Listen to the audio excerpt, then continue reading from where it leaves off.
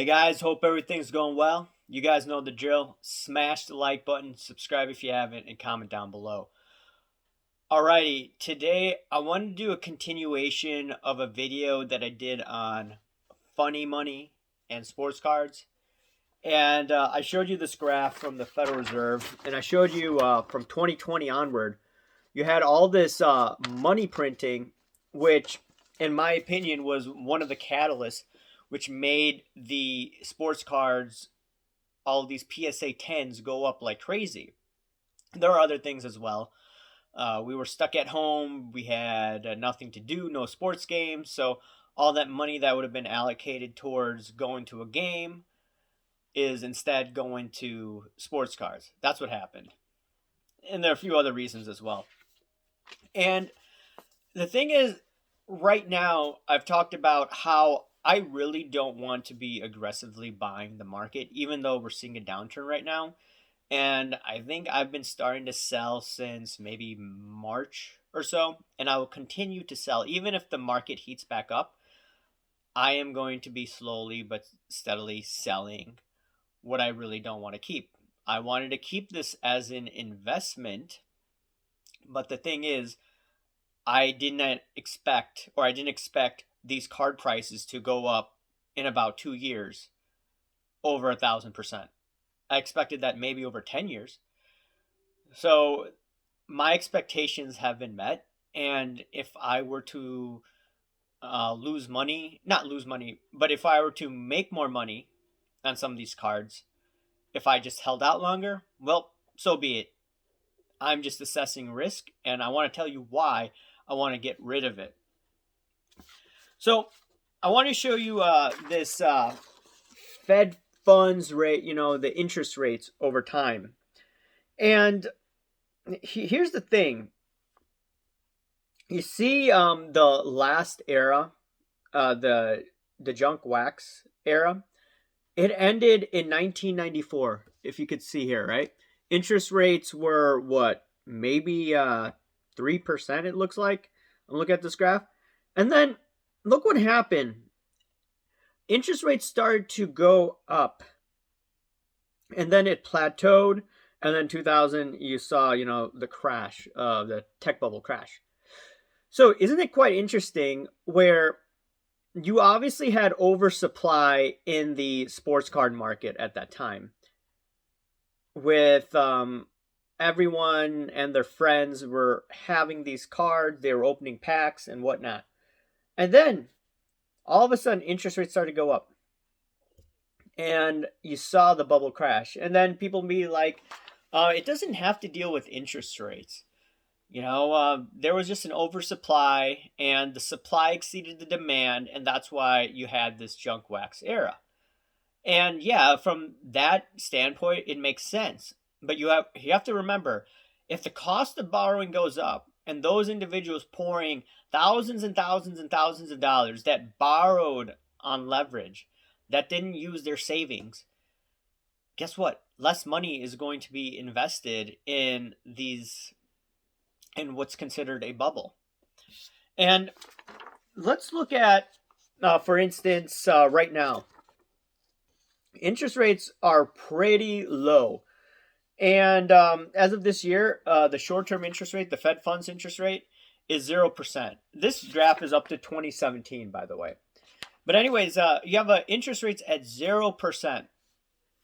And the thing is, once you start to steadily raise interest rates, yeah, we're going to get some sort of correction. Now, will that correction, or will the rise in interest rates derail what we've seen over the past few years? And we've seen a crash in sports cards right now for some of the high-end stuff, maybe 60, 70%, like for the Jordan Fleer PSA 9s. And interest rates haven't gone up. The only difference between last year and this year is that things are starting to open back up. And there are a few other reasons as well. So people have less money to spend on sports cards. Now, I wanted to show you this other graph here, going back to the 1990s. So the thing is, if you look at the dollar index started to rise, okay? So I believe it was, 80 or something like that? And then the year 2000, it went to close to 100, 103, I believe. Yeah. So get this: in 1987, we had the dollar index, starting to go down, start to plateau. And then 94, when the junk wax era ended, the dollar started to go up. So me looking at markets, my belief is that people, sophisticated investors, they put their money into collectibles if, number one, they see a good opportunity. For instance, 2009, there were a lot of savvy investors that started to go into sports cards. Everything was dirt cheap. You had all this money printing. The dollar peaked out, I believe, in 2009. So then it went down. And then that was a good opportunity with all this quantitative easing. So it was good for sports cards. Now, 12 years later, we still have abnormally low interest rates at 0%. Now, the thing is, what happens if the dollar index starts to go up, interest rates start to go up, and the stock market crashes? So, yeah, we've had the stock market crash last year, but last year, the Federal Reserve decided to point all bullets or to use everything in its arsenal to print all this monopoly money. Now, here's the thing. Yeah, the dollar index is still somewhat strong at 91, but that doesn't really show the inflation out there. Oil prices are somewhat higher than what they were over a year ago. $71 a barrel in the futures contract. If you remember last year, one of the months, you saw oil trade at negative $39, something ridiculous. So oil was dirt cheap. Now oil prices are going up. So what the Federal Reserve will do, in my opinion, to curtail this inflation, they're going to raise interest rates. And when they raise interest rates, in my opinion, the dollar index will go higher. And also, there will be less of an incentive for people that have leveraged themselves and put all this money in sports cards, whether it's via credit card debt, or whether it's just borrowing money in some other way or fashion. It's going to create all of these problems in the sports card market. And yeah, we've seen a cooling off period. Yeah, I see some sort of bounce happening, at least until the end of this year. But a few years out, I'm very, very concerned about this. And like I've said, I'm getting rid of my stuff slowly but steadily. I'm not going to get rid of everything because, I still want to keep my Tom Brady rookie cards that are graded. I don't care if it crashes back to the level that I bought it at. I'm going to buy more Tom Brady rookies because I like Tom Brady. And I also believe that it's going to be a good investment over a long period of time. That's just my opinion. And another thing I wanted to note is there's this one investor that I talk about all the time, Avi Gilbert. He's also a financial commentator. He has his own trading service. And he's been more right than wrong. And what he said was quite interesting. He said right now everyone says, we're going to have inflation. He expects in the next few years, using technical analysis, using Elliott wave theory that he uses, he believes that the dollar index is going to rise. We're going to actually see rising interest rates as well. A lot of people would expect, okay, on the long end of the curve, that the interest rates would stay steady. No, he expects interest rates will go up. There's going to be a lot of dislocation, he says, in the economy. He believes that some of the banks will have problems worse than 2008, 2009. And they'll probably have to be nationalized, in his opinion, because of all the things going on, and they don't want a 1930s type depression. So they're going to pull all cylinders together to try to stop the 1930s crash. But in the meantime, the short-term reaction from market participants, currency traders, people all around the world, they're going to go into the US dollar index. But he says a lot of people would expect interest rates to go down, because of all this. But he said that since there could be potential problems with the banks, people are not going to even trust bonds. So he expects interest rates to go up. I didn't expect that, to be honest, on the long end of the curve. That's what he's talking about. But when he's talking about this, I'm listening. It doesn't mean what he's saying will happen, the deflation, to the extent he's talking about. But I'm going to be paying attention to that. And the reason why I'm paying attention to that is he's more right than wrong.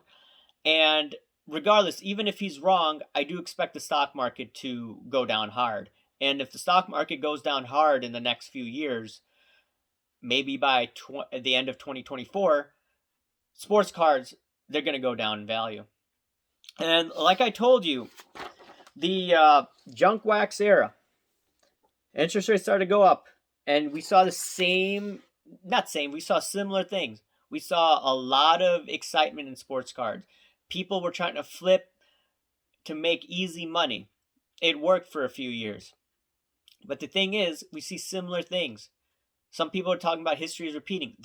People are fighting. Adults are fighting over cards at Target. This is insane. We also see the fact that interest rates were low for some time. They're going to go back up. And 3, you have all this excess supply. This supply is going to come back from PSA probably within the next 13 months.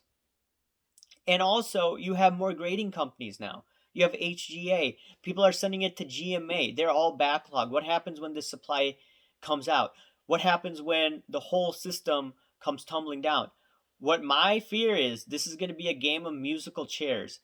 And the first ones out of this will probably do much better than the ones trying to hold on to these things, that are flippers. Now, I understand some people that are holding some vintage and you don't see sale of some of these cards for about a year, every year. I think those cards will hold up well, even when the whole system crashes, because there's still nice scarcity to that. But when you're talking about these commons are going to get hit. They're going to get hit really bad, in my opinion. And that's why, even though I see some people saying that, hey, you're missing out and you can make money on this, I'm like, it doesn't fit my risk threshold. I analyze risk on a day-to-day basis when I look at the stock market, when I trade. And when I see things, like I said over and over again, cards go up, even raw cards go up 15-fold within 2 years, while the stock market really hasn't doubled in 2 years. I'm asking myself, why would I aggressively be buying cards? Now, that being said, there could be some good opportunities in sports cards if you find the right player. I want to leave it on one note. So a few years ago, Justin Verlander did pretty well with the Houston Astros. I believe he won the Cy Young. And a lot of that was not priced in to the marketplace. I had some PSA 10s, I think of his 677 card. I bought 6 of them before the year. And when he got that no-hitter in that year, his card doubled. And then I think that card, when he went to the World Series, it tripled. And then, went down in the offseason.